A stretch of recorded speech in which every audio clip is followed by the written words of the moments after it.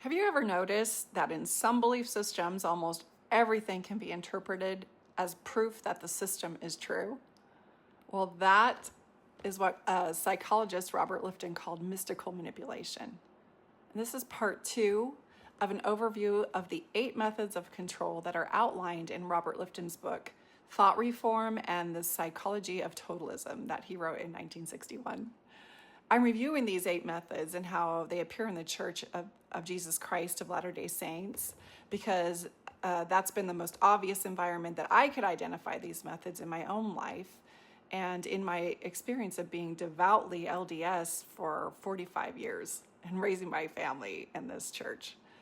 And so for those who want to know what totalism is, it's referred to in Lifton's book as an authoritarian system that seeks absolute centralized state of control over all aspects of one's public and private life. Basically, it is to build an internal infrastructure within the mind where the person doesn't know that they're even being controlled. It's an attempt to become the internal framework from which a person interprets their reality. So this second method that Lifton explains is called mystical manipulation. And this is when ordinary events are interpreted as evidence that a higher power is directing and approving or correcting the group. So in LDS culture, many people are taught to see nearly every meaningful life event through that religious lens. It's a warm feeling, well, that's the Holy Ghost, or a prayer has been answered and God's confirming that the church is true and that your faith is sufficient. Or you get a promotion and that's a blessing for your obedience. Or there's a hardship in your life. Well, that's a test of your faith. Or you have some doubt and perhaps that's Satan, or pride or lack of faith.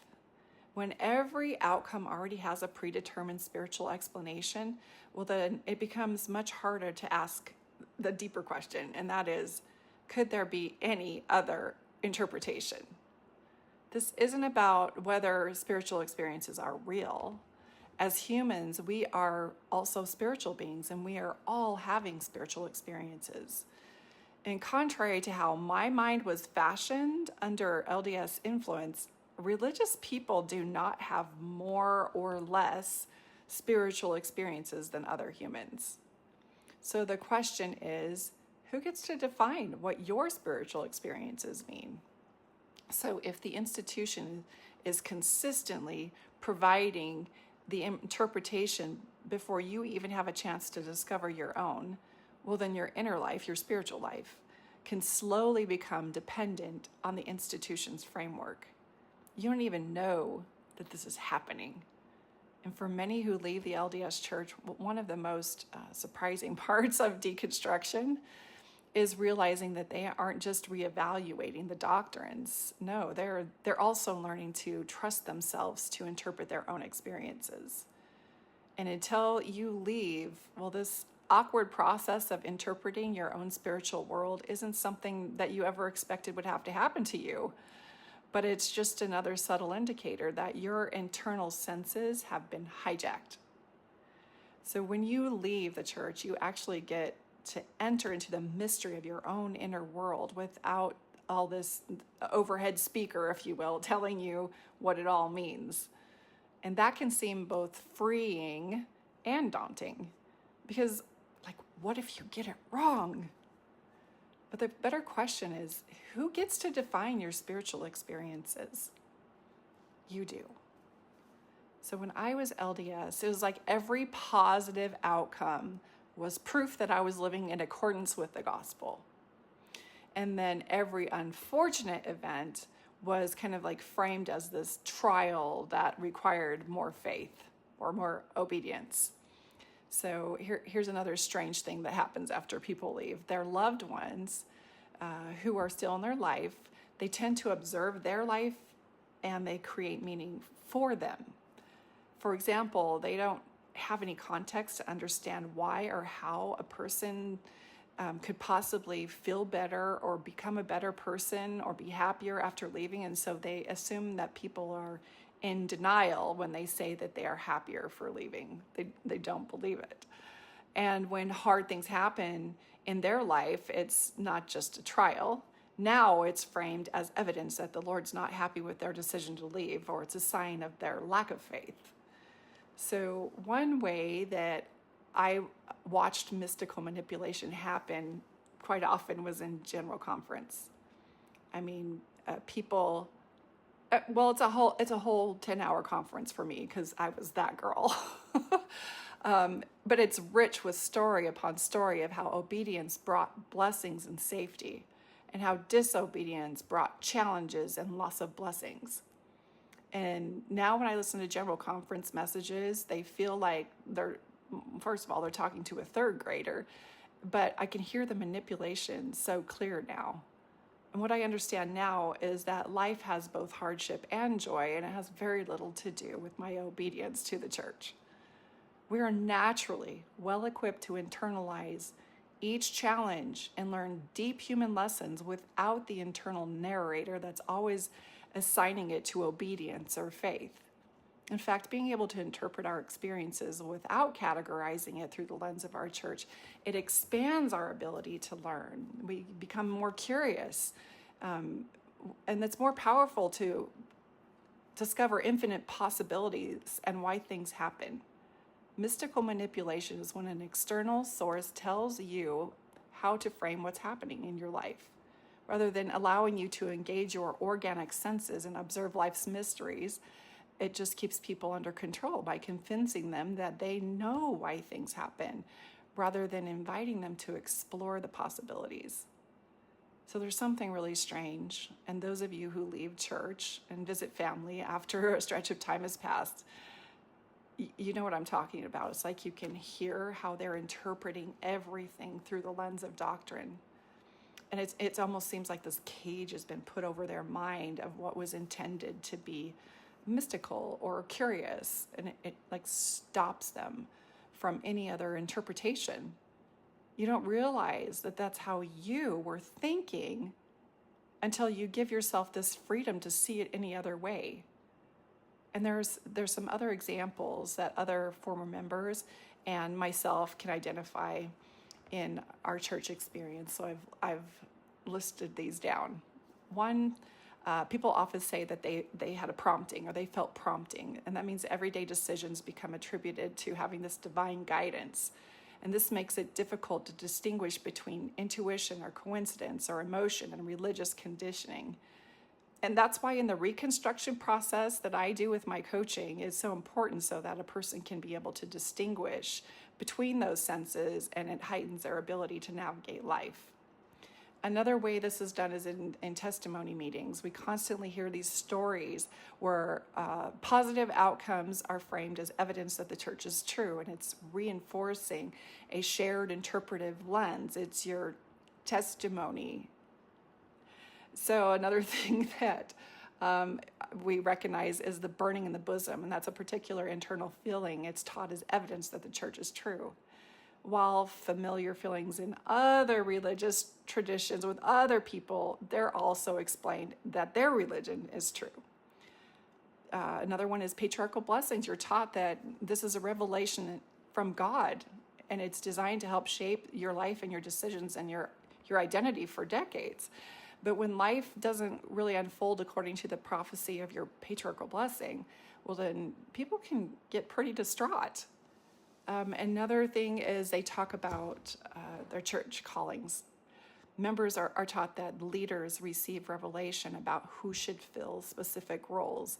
And this gives all the leaders their decisions and their counsel. It gives it a sacred weight to it rather than just an opinion of an administrator. They have authority. So what about your temple experiences?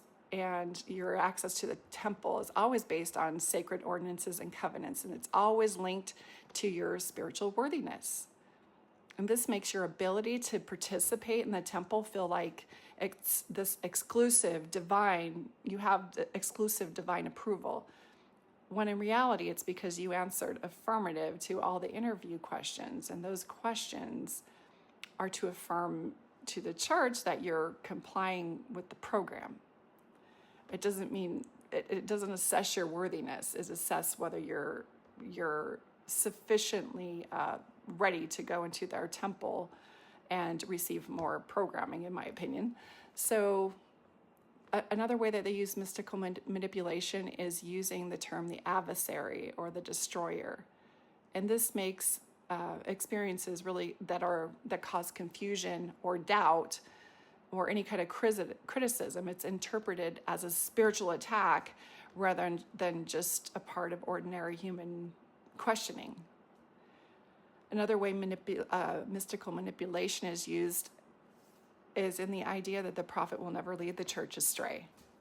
And this encourages the members to see any kind of prophetic direction as this divinely protected, all of it is protected from any serious error, and that you can trust the prophets. And even when those difficult questions arise and they aren't resonating with you, members will default to the words of the prophet rather than challenging those directions using their own sensibilities. Another one is how about the way that we're taught to interpret miracles. All coincidences or fortunate outcomes are often shared as miracles that affirms God's hand in the church's work. A miracle happened in my life, therefore it means the church is true. And so all of your spiritual experiences are because you were a member and you had the Holy Ghost. So also, then the last one, I think this is any regular life events, your illnesses and your financial successes, your marriage opportunities, or any hardships. They're framed as blessings or tests or divine lessons rather than simply events that could have multiple possible explanations. Mystical manipulation often it's not about inventing these experiences. It's about providing an interpretation for these experiences. For example, you can sense in your body you're feeling peace. Well, one interpretation could be that your nervous system is relaxed and that you're feeling safe.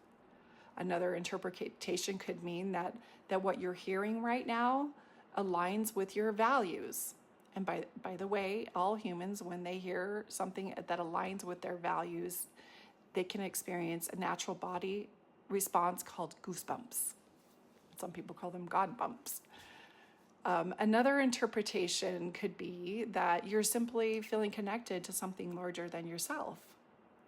But if you were taught that there's only one acceptable interpretation, and that your peaceful feeling always means that God is telling you that the church is true, well, then the institution has effectively become the interpreter of your inner world, and it's taken root in you.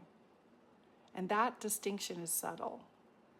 But it is one reason that former members often describe this deconstruction process not as losing their spirituality, but it's like reclaiming their freedom to interpret their own experiences without assigning it to any religious framework. In learning to identify and reclaim your inner spiritual mechanics, well, this is the important part of reconstructing your inner world so that it aligns with your own authentic design. And by doing this, you become highly equipped to follow your own inner compass, to lead you back home to yourself rather than lead you back to the church. And now for some people, they might feel safer staying within the building that the church built within them. And that's their prerogative. That's their choice. But other people feel confident that they can trust themselves and that they can lead their own life and trust their biological mechanisms to organically guide them to fulfill their own dreams and what feels resonant with their own design according to their own values. And that's my goal as a reconstruction coach, is to bring them into full sovereignty, to be able to interpret their own spiritual experiences that are in alignment with their own values. So my next video, in part 3, we're going to be talking about the demand for purity and how that method fashions the mind for control.